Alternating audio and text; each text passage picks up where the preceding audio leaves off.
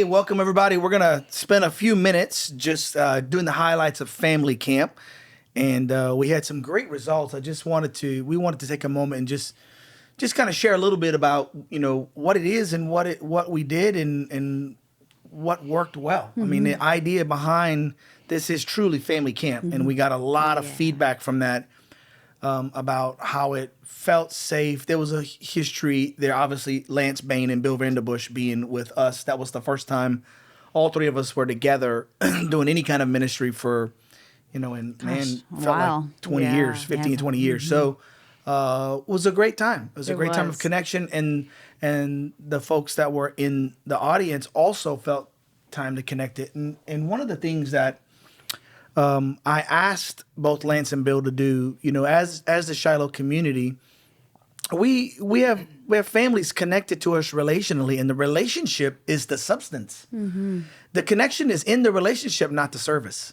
And so the people who showed up to family camp are deeply connected. That's a really good point. Yeah. Right? So our services and events is not what keeps everybody as family. It's our own personal efforts. Right. And so what I want everybody to know that's listening to this, we're going to fight every year to put on a family camp. And right now, the only time that they have available at this camp is Father's Day.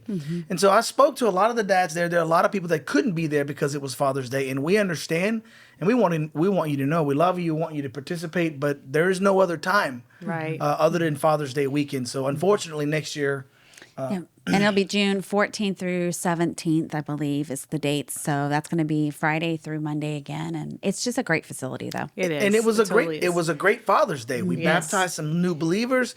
We had a great meal on the lake. We're swimming with people's kids and we prayed over the dads. We prayed over the dads. And the overwhelming response that everyone had was so great. The joy and the atmosphere, everyone just coming away from that feeling like that was well worth the effort and the expense and the struggle to get your kids in the car, and everyone is excited about it. And we were full this year, so next year we anticipate the same. Exactly. So make sure that it's on your calendars. Every single room that was booked. Every single room that we asked for got booked up. And some people that wanted to come, there was not enough room. We could not make it happen. So so as soon as we release dates and start to book rooms, we want to encourage people, we want you. We want you there. Even with it being Father's Day, though, a lot of the dads, it was friends, being with your friends, being with your family, being in the river, Guadalupe, which was gorgeous, by the way. Yeah. The dads getting to play with the kids getting to be with other dads and other moms, and experiencing that was just really special. So it was a great Father's Day weekend, all in all. It was. And I love that we have a mixture of this spiritual atmosphere and the teaching and the deep word and the Holy Spirit showing up, combined with the freedom to enjoy each other, to be in the river, to enjoy the beautiful camp in the hill country, and to have meals with one another, to chat, to like having the speakers at our table at mealtime was incredible. And we just had plenty of time for both, and it didn't feel rushed. It felt very relaxed and life-giving. That's good. That's really good. The speakers being at the table, one of the things I did, I was saying this and I got sidetracked. I asked Lance and Bill to sit and be shepherds in the body of Christ. Go and have a meal with some of the families. They're deeply connected, and it was the overwhelming response from everybody was everyone felt valued, they felt fed, they felt comforted. Bill and Lance did a great job of loving on even the people they have never met before, reinforcing the messages. We learned some language and some, the difference between stadium versus table ministry. I mean, we're going to change the way we talk, right? Stadium ministry, big and valuable, but table ministry, you can't hide. You're sitting there, you're connected, you see everything, right? And so that was a great message that Bill brought, and Lance, I know, took that to heart, and he's going back home. Right. I think Bill's actually scheduled to go speak there at Gateway. Wonderful. So it was a lot of fun, I think, for those two guys, and for me. I'm connected to both Lance and Bill, but obviously the three of us now being connected together is a huge, not an intercession. That's not the word I want to use, but there's something about being deeply connected relationally that is rewarding, securing, It's life giving, And I right? think everyone felt that synergy of feeling loved and loving on each. So I heard feedback from people saying how touched they were that they did get to spend time with the speakers. And then I heard the opposite from the speakers, how they thought our group was so engaging and Correct. safe that they could ask questions. So the speakers intentionally asked for feedback and got some really great feedback. And I know the brilliant. second night when Lance spoke, said he felt so much better about speaking the second time. And I think he was referencing like having that feedback from people and Yeah. connecting. Like he got to spend 24 hours or whatever it was to have that relationship. And so so then good. he felt like, okay, now I know how to pinpoint what I want to say in my message. Wow. And That's good. yeah, he actually changed some things too, and it was very, very beneficial. So we've been talking. The camp catalyzed things for us that grow. So we anticipate that that yearly event is a catalytic structure for us to stay connected. Right? It's not about the event; it's about the Yes, relationship. and that is so Shiloh. Our I know. DNA is all about Huge. family, which is so interesting. The juxtaposition of the three families ministries. So Bill and Tracy being itinerant, and Lance being in over a huge, very diverse church Very diverse. with very different people groups, and then us of having this cohesion of family, and that we do things as family, we move as a family.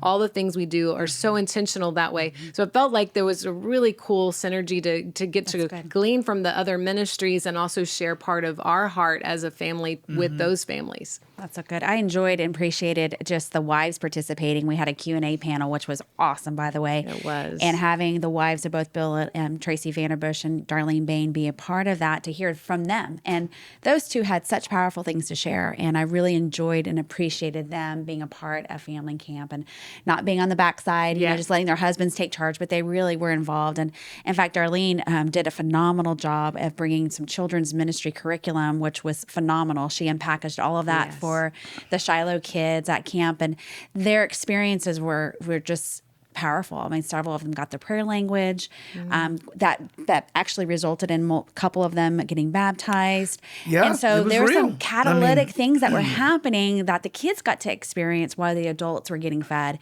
Yeah. And so it was just a really great experience for the family on a whole. It No one was was. left behind. Yes. Everybody got to experience so good. the Lord, which is really cool. So one of the things I want to, encourage the audience, if you're listening, for me, one of the single most effective things, not single, but it was very effective, was the six of us, the Babbins, the Bains, and the Vanderbushes, made ourselves available on one of the nights just to answer questions that the church had. And We ran out of time. we ran out of time. Yeah, Yeah, lots of yeah. questions. And because between the six of us, there's three families in ministry, we could come at different angles. Danielle and I could come from the marketplace ministry aspect, the family aspect. Lance could come at that from a stadium church, a city church. They're very involved in. Bill and Tracy are traveling to all kinds of churches. They're, speaking into and encouraging other church leadership. So all of our members that were in the audience got to ask any question they wanted to, and we had a lot of young adults ask questions, younger people, and so. It was fun. It was fun. It's some theology, some culture, Some relationships. So be thinking about that for next year as you come to be ready. We're going to do that again. Yes. Where we're just make ourselves available. And Lance even said, he goes, man, that is some of the easiest stuff for us is to just answer the question someone's asking. Yeah. That's awesome. Yeah. Right? That's so good. It well, was. I also loved the intentionality of that we pointed toward the children and the games that were engineered by the Brummers to Yeah. love that. facilitate the littler ones having the advantage. I love that. I thought that was so fun. So your family had to stand on the circle, and you had to get 4 people in your family to put a foot on the circle without falling off. And I loved, my favorite part was Dara picked up her kid and just stood there with her twins inside and her baby on her hip. That was awesome. She had 4. Yeah, she had 4. Yeah, she was She the had winner. 4. Winner. That The was littler wonderful. you are, the better the That's advantage. right. The right. advantage you had. I love that. That was awesome. I will say that there was 8 of us on that one circle with the men. The men did do that. grabbed, and That there was 8 pretty of us standing impressive. around. That was impressive. That I was agree. impressed. Yeah. Well, that's part of the fun of camp, though. That's having those memories as families. I do love that. And I would say, again, to the people who are listening, if you like children's games and we want to put together a committee, like I like watching the children laugh. Oh, they have a So at blast. one moment, I'm watching, everybody's there. And, we had a family that didn't have any children, but they're standing in the middle of everybody else's children. And they're just laughing and laughing at these silly games that, some of the adults are like, oh, I don't know the rules. And we're like, whatever, just start playing the game. The kids are laughing. It's fun. So The good. joy just popped out of that moment that there was not one person standing there that was not smiling. Yes, and it's so life changing for the Yes. children. That's one of my favorite things as a kid. We only did it once or twice at family camp. I went to like church camp every summer, but I remember when we had family camp was my favorite, and the memories of seeing the other families interacting together and just playing games after dinner in the fellowship hall and those kinds of things and laughing and the spiritual parts are so important, but I think we forget as kids, like that joy that is so important to them. They're going to remember So those good. things. Yeah. That is good. I love that. One of my favorite highlights is we did a fire tunnel last night, and that was off the chain, was. amazing. But I think what we've heard some really cool testimonies is that the adults were so impacted about the kids that had gone through the fire line. They ended up at the end praying over the adults and just the words and the prophetic words that they got over the adults and just the encounters were just life-changing And the for children everybody. were serious about their role. And they were engaged. Yes. Yeah. And it was so precious to see how engaged they were. I think in some of that, there's 2 impacts, right? That we had just finished SEC, and a lot of the young adults or the younger kids were part of SEC, where we train you how to prophesy and teach and all those things. But also, even the little children, right? I think Darlene had an impact where they were very ready to show up and be spiritual. So that fire tunnel was one of the longest. It was not that many people, but everybody got to participate. Yeah. And I think for me, I would like to make sure that we protect that we continue in that grain, is that if all you have access to is your children getting to participate in a fire tunnel where people are laying hands and praying for people and prophesying, it's good at least once a year. It brings back up all those things that you were trained to do, you remember, you appreciate, in the hopes that you can establish that as a culture in your family, where your children are not afraid to step up and lay hands on someone and say, I hear the Lord saying these things. Have a little kid say, God said this thing about you, like that's... Wow. Yeah. that's a big deal. It is a big deal. It's a big deal. So we precious. love that. And Well, you were going to say about SEC. Well, as far as SEC kind of leading up to family camp. So I think what the feedback that we've gotten was that somebody mentioned the other day is that SEC allowed and prepared their hearts for family camp to, 1, encounter the Lord at a deeper level and receive revelation, and 2, to be able to impart.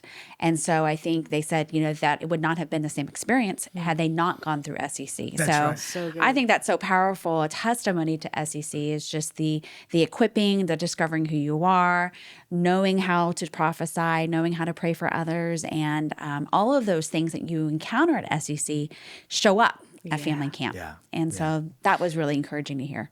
And the last thing I just want to make sure we don't forget about is, like, we changed the schedule a lot. We did. A big deal, right? And so, and Tracy Vanderbush made the comment. She got in the car and she said, like, this is amazing. And she's like, I got to take a nap. I don't get to do that. She said, we go to these conferences and it's just chocked full. The day has 5 services. Yeah. And by the time you get to the last service, you're like, you're just like, wow. And so, I remember that you wanted to bring value. People are coming from all over the place. They need the teaching. They wanted it. And that's how we set up conferences, right? So 5 services. We have Bill Johnson in town. He's going to speak all those times. That was valuable for people.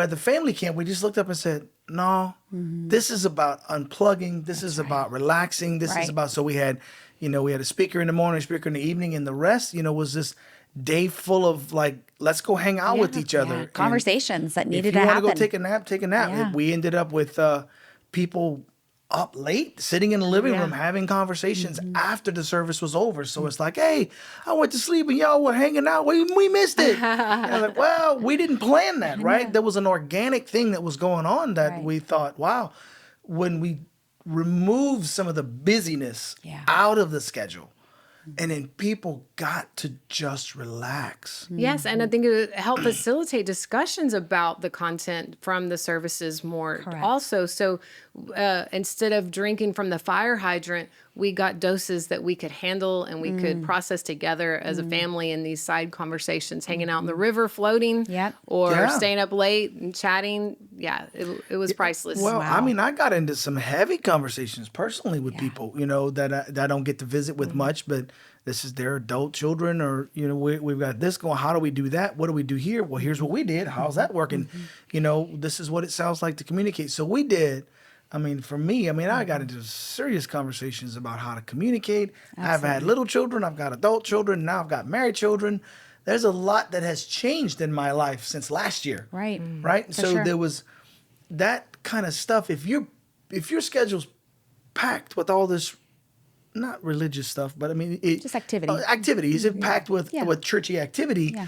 I felt like we got a lot of feedback that we removed a lot of that stuff off the calendar. And part of that is that we, the first year when we did family camp and our ladies retreat, it was a day shorter. And we just felt robbed. Like we were pushing to get everything done. Right. And had to pack up and leave. We could have done that at home and not had this beautiful camp. Right. So we wanted time to be able to enjoy the camp and the facility and cultivate relationships. So adding the extra day is definitely worth it. And the feedback we've gotten from all the families is over the top. Yeah. Everyone's agreeing that it's worth the added expense, because also you get to come and relax more because you're not packing up immediately. You come in on a Friday and you have one day and then you're packing up Sunday morning. And so having 4 days with 3 nights, it was beautiful. Yeah, because people take off of work. It's a lot of money. I will tell everyone, like, this was probably the single most expensive thing we've ever done, this last camp. But I would also say it put wind in the sails. Oh yeah, the fruit of it was worth it. The fruit of it was worth it. And I believe that Shiloh will be known as a table ministry. The relational connections that deepened and the amount of people that just voluntarily are still texting us. Yeah. That was amazing. Calling, saying.